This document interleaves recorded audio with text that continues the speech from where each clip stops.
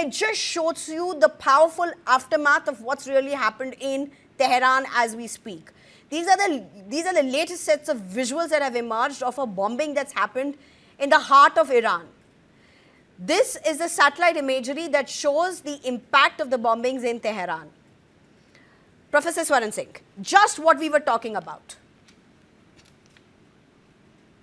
Indeed. So we are saying that the attacks are expanding into the whole region.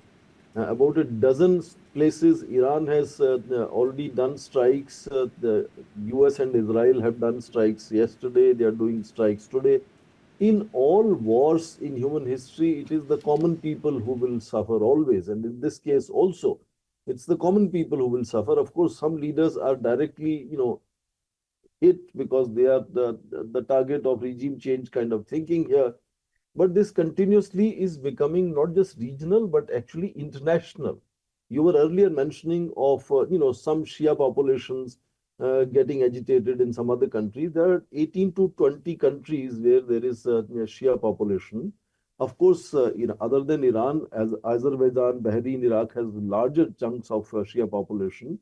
But whole set of other countries also have Shia population. And Ali Khamenei, as the supreme cleric or supreme Shia cleric here, had sometime even talked of uniting all the Muslim populations. That kind of language was also used to kind of project that his leadership goes beyond Iran into other Muslim world, or at least in the Shia populations around the world. And that is where, as General Astana mentioned, that there is this unusual activity in Pakistan, where the U.S. consulate, as he said, was attacked and put on fire, etc.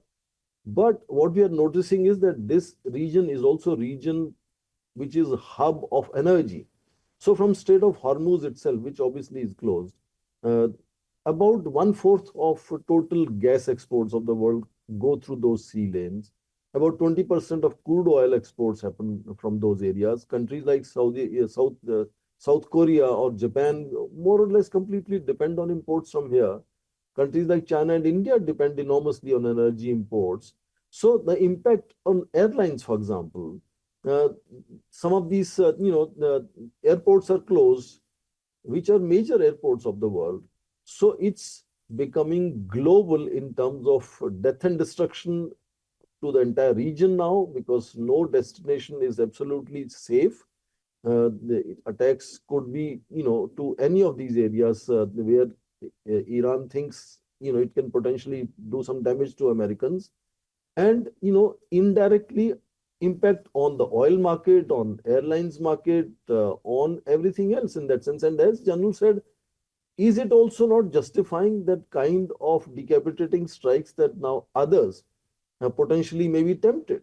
You will see some voices in other countries, maybe in India, of why not? If this is the new normal, then why suffer?